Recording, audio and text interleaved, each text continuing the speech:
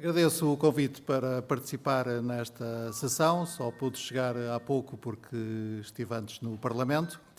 E queria dizer, em primeiro lugar, que este estudo é muito útil e saudar a CIP pela iniciativa deste estudo e também a equipa que o realizou, porque ele mostra não só o que todos nós sabemos, não só intuímos como sabemos, que todos perderemos com o Brexit, o Reino Unido bastante mais que a União Europeia, mas o conjunto dos países da União Europeia também perderão com o Brexit. O Brexit é um jogo de soma negativa e, portanto, devemos proceder de forma a que os seus efeitos sejam o menos negativos possível, tendo todos consciência de que eles serão negativos.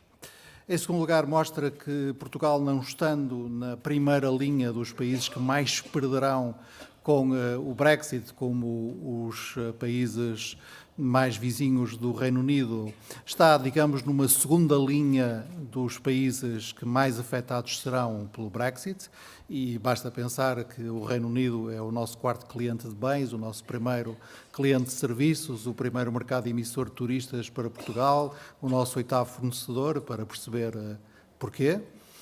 Mostra também que os efeitos negativos se farão sentir, sobretudo por via do impacto negativo sobre as exportações, incluindo as exportações de serviços, portanto, incluindo os efeitos sobre o turismo.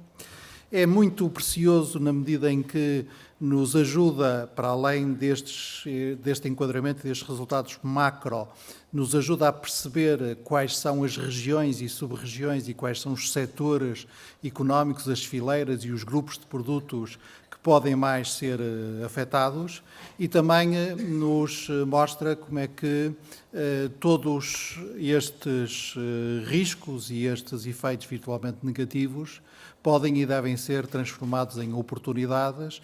Por exemplo, o estudo mostra bem que os dois grupos de produtos, as duas fileiras, vamos dizer assim, em que o impacto pode ser mais negativo por quebra das exportações portuguesas para o Reino Unido, são também as duas fileiras em que o potencial das exportações portuguesas virem a substituir as exportações britânicas para a Europa é também maior. Todos sabemos ainda muito pouco, como o estudo mostra. Falta-nos aqui um elemento essencial de comparativo, visto que esta é uma experiência sem qualquer precedente histórico. É a primeira vez que acontece na União Europeia um país decidir sair. Até agora a história da União Europeia é sempre de entradas, será a primeira vez que ocorre uma saída e, portanto, todos estes elementos nos ajudam muito, mas eles devem ser usados como ordens de grandeza, como cenários de probabilidades e, portanto, devemos, para usá-los bem, dar-lhes o valor científico que têm. Queria, do outro lado, recordar que nós temos já mais de 2 anos transcorridos desde a decisão do eleitorado britânico de optar pela saída do Reino Unido em junho de 2016. E se eu comparar, como procurei comparar hoje de manhã, os últimos dados disponíveis sobre a evolução das exportações e das importações de bens e serviços nos primeiros 8 meses deste ano, com o igual período do ano anterior, verifica-se que as exportações portuguesas para o Reino Unido subiram 7,3%, representam hoje praticamente 10% do total das exportações portuguesas. As importações portuguesas do Reino Unido também subiram, embora consideravelmente menos, 0,5%, e representam apenas 4% do total das importações portuguesas, e que o saldo, exportações versus importações, continua a ser favorável a Portugal, amplamente favorável a Portugal, e aumentou 12,5%. Eu quero dizer isto apenas para me mostrar um elemento que parece absolutamente essencial ter em conta para agir, que é ter confiança na nossa economia e ter confiança nas nossas exportações. Não houve um recuo, pelo contrário, tem havido um progresso neste relacionamento económico entre Portugal e o Reino Unido, mesmo sabendo nós que desde junho de 2016 há este elemento de incerteza que impende sobre o nosso relacionamento a todos os níveis, incluindo o nível económico. Mas, evidentemente, eu agora estou em estado de suspensão quanto à realização de estudos académicos e, portanto, agora compete-me a mim é falar da ação. Queria, em primeiro lugar, acompanhar o Sr. Presidente da CIP nesta ideia que é absolutamente essencial. A melhor maneira de gerir o Brexit é geri-lo com um acordo de saída e com um futuro acordo comercial, económico e o mais que se verá com o Reino Unido. Se o Brexit pode ser comparado a um divórcio, é um divórcio muito característico ou específico, visto que nós divorciamos-nos agora para nos relacionarmos imediatamente a seguir.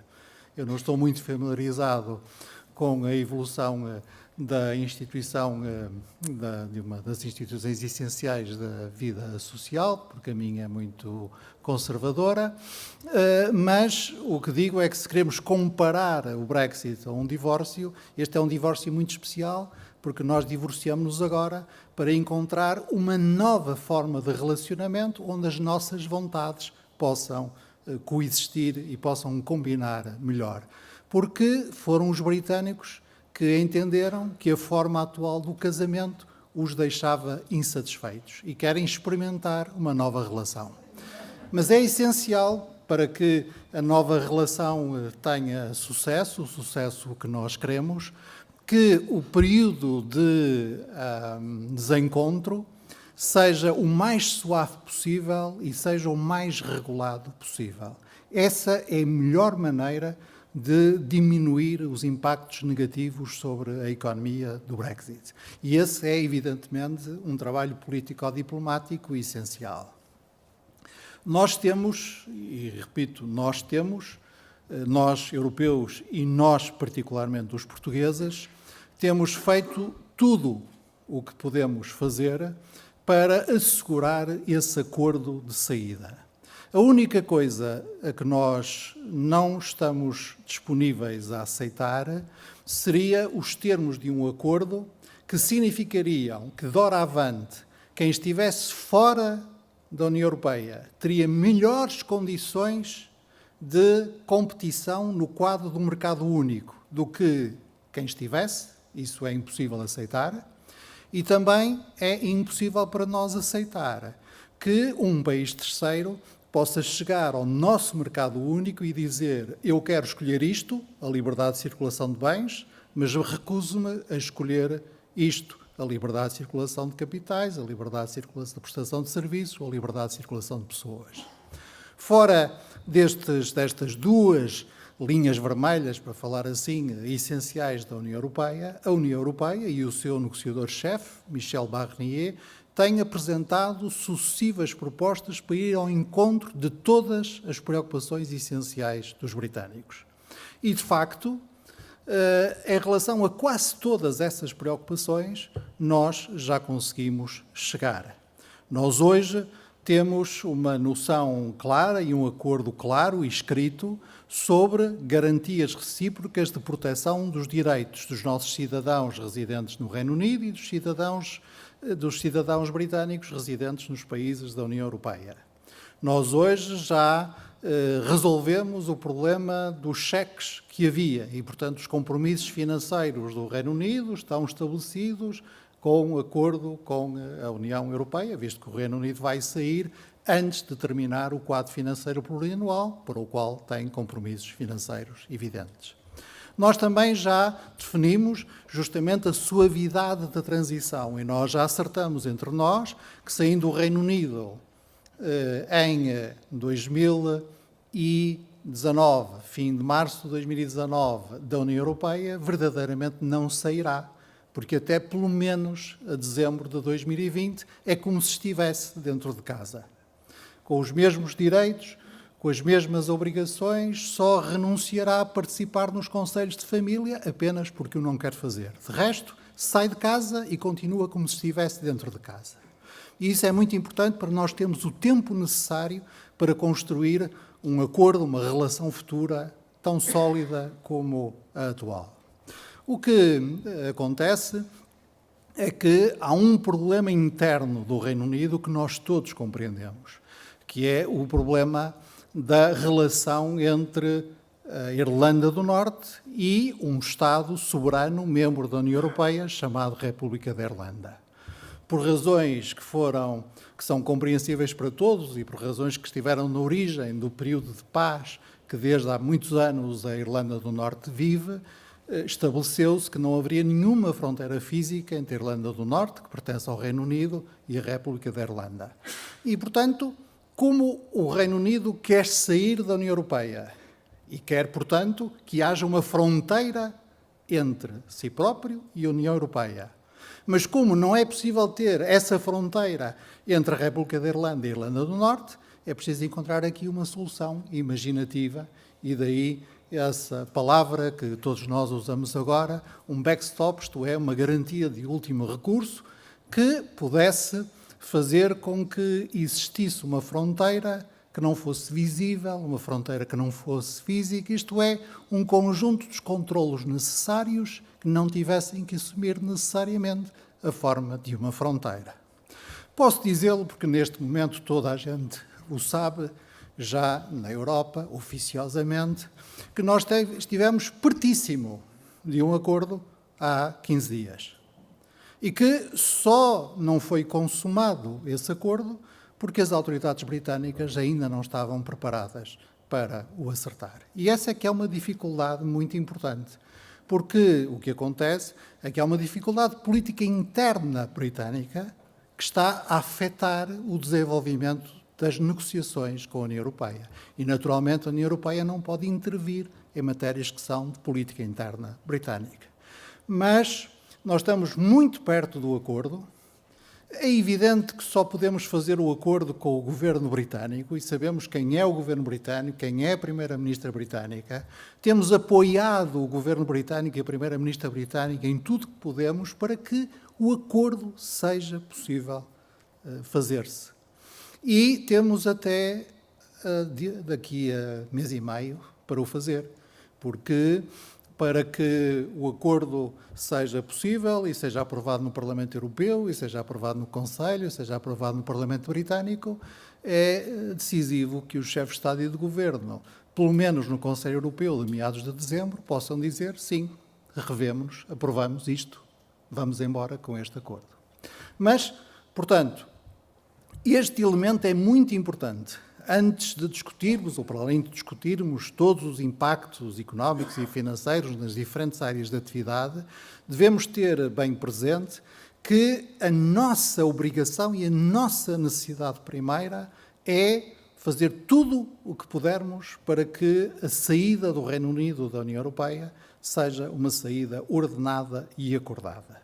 E no limite, diz Portugal, se não for possível, esperemos que seja, mas se não for possível chegar a este acordo até à data da saída do Reino Unido, nós devemos ter presente que, muito judiciosamente, o legislador que criou o Tratado de Lisboa pôs um número a seguir ao número relativo ao Brexit que permite que, no limite, se possa estender mais o prazo para continuarmos a conversar.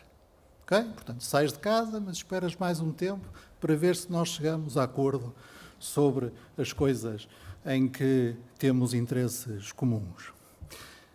Ao mesmo tempo, é muito importante que a celebração do acordo de saída tenha já as orientações políticas fundamentais para a nova relação.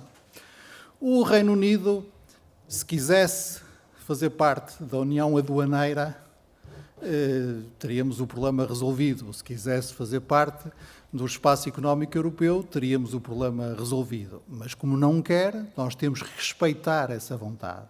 E tendo em conta o que o Reino Unido não quer e as formas de relacionamento da União Europeia com países terceiros, o que dizemos é que um acordo de comércio livre e de investimento que reduza tudo o que puder reduzir em matéria de tarifas, em matéria de barreiras não alfandegárias e promova tudo o que puder promover em matéria de circulação de serviços e de abertura de mercados públicos, esse é o acordo que nós queremos com o Reino Unido. Nós queríamos que o Reino Unido continuasse dentro da União Europeia. Nós queríamos que o Reino Unido continuasse no mercado único europeu. Nós até não nos importaríamos e gostaríamos que o Reino Unido, saindo da União Europeia, se mantivesse no espaço económico europeu. Mas dentro do que o Reino Unido quer, a melhor forma é um acordo de comércio livre, isto é, pegar num acordo com o Canadá e ainda aprofundá-lo mais. Mas há um elemento muito importante para além da economia.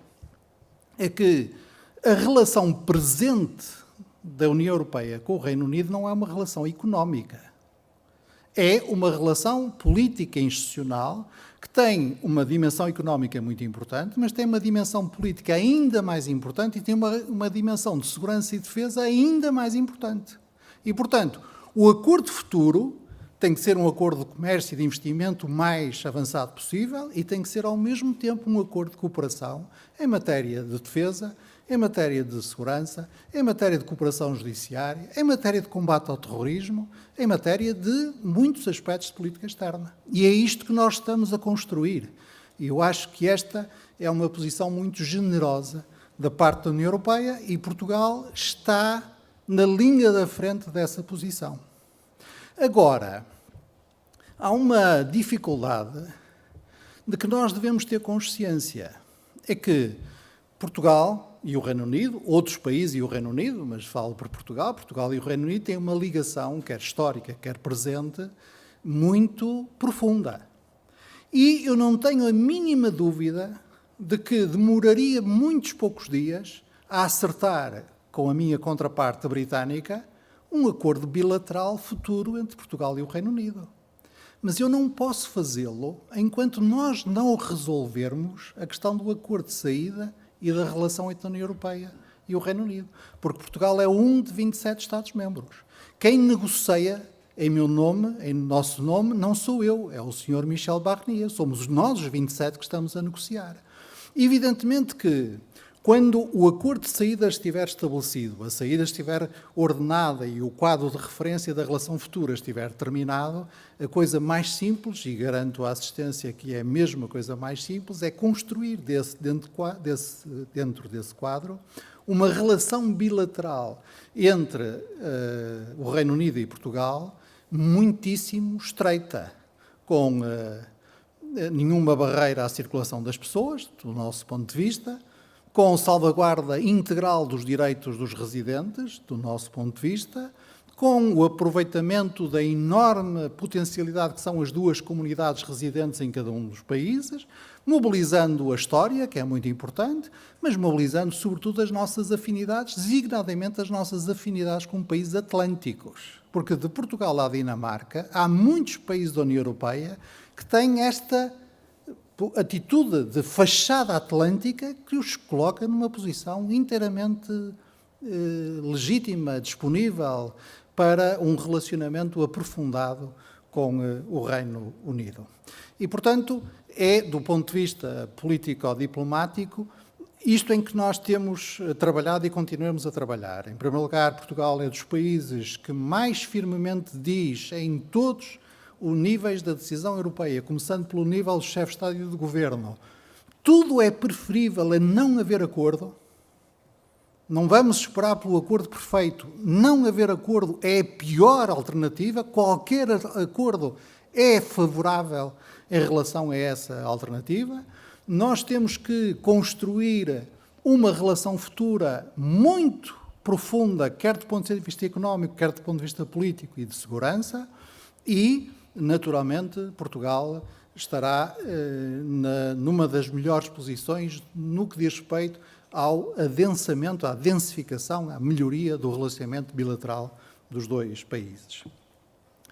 Este é um quadro que é o quadro mais favorável para mitigar os efeitos negativos do Brexit sobre as nossas empresas. O que é que nós vimos fazendo desde junho de 2016? Digo junho, enfim, confesso que aquela primeira semana a seguir ao referendo foi um choque. Portanto, desde julho de 2016, o que é que nós temos vindo a fazer? Nós, Ministério dos Estrangeiros, nós, Ministério da Economia, nós, Ministério da Administração Interna. Em primeiro lugar, preparar as modificações essenciais do ponto de vista do nosso quadro legislativo e da administração. Aí eu devo dizer que as questões mais delicadas, mesmo num cenário de não acordo, continua a ter que se tratar delas ao nível europeu. Os acordos de aviação civil, os serviços financeiros básicos e a circulação de pessoas continuam a ter que ser tratados ao nível europeu e nós sabemos como tratá-los. Portanto, mesmo que em dezembro se constate que não vai haver acordo, temos muito tempo para montar o que é preciso montar, para que os aviões continuem a levantar voo, para que as pessoas continuem a circular e para que os capitais e os movimentos financeiros não sofram nenhuma disrupção. Em segundo lugar, cidadãos. Do ponto de vista das empresas, este é um ponto muito importante. Não é apenas do ponto de vista das empresas, mas eu agora dirijo-me às empresas. Aí, a Primeira-Ministra, Theresa May, já teve a oportunidade de dizer publicamente que, mesmo não havendo acordo, ela, do seu lado, respeitará o que já foi acertado sobre os direitos dos cidadãos. Isto é, quem reside há 5 anos tem o seu título de residência permanente, quem reside há menos tem esses anos contados para o título de residência permanente, portabilidade dos direitos sociais e reconhecimento das qualificações. E o que eu digo, e repito aqui mais uma vez, do lado do governo português, essa é exatamente a nossa posição. Mesmo não havendo acordo, nós reciprocaremos com o Reino Unido nesta base. Se o Reino Unido considera que tudo o que foi acertado até agora é válido, nós consideramos que tudo o que foi acertado até agora é válido. E isso, reparem, resolve aquele que desde o início foi sempre a nossa preocupação número 1. Os direitos dos cidadãos, 400 mil portugueses residentes no Reino Unido, quase 40 mil britânicos residentes em Portugal. Depois temos uma terceira preocupação, que é todos estarmos informados do que temos que fazer nos 2 cenários possíveis do Brexit, saída com acordo ou saída sem acordo. A Comissão Europeia tem publicado, já vai em cerca de 70, ou já passou o número dos 70 avisos, que para cada setor e cada atividade explica o que é que se tem que fazer para continuar essa atividade no cenário pós-Brexit. E o que nós temos feito aqui em Portugal é, naturalmente, pôr à disposição esses avisos e acrescentar as nossas próprias informações.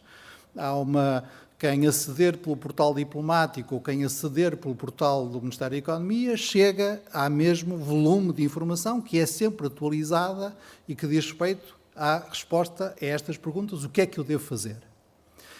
O mesmo se diga em relação aos cidadãos. Os cidadãos portugueses residentes no Reino Unido estão muito bem informados sobre o que devem fazer e o Ministério dos Estrangeiros e o Ministério da Administração Interna estão a ultimar uma campanha que lançaremos para informação e regularização de todos os cidadãos britânicos residentes em Portugal. Nós queremos que eles continuem cá.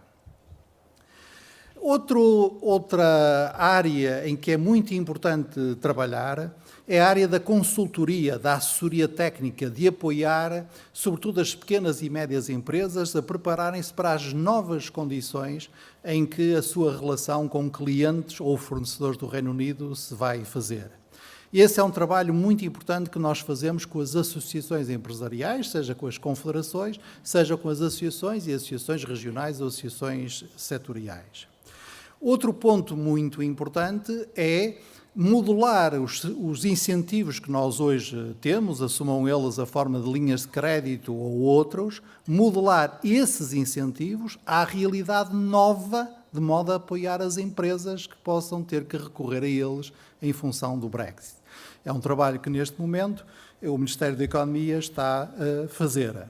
Depois, ter esta noção de que nós podemos substituir o Reino Unido como exportador para a União Europeia e podemos substituir o Reino Unido como destino de investimento na Europa. Esse é um elemento muito importante.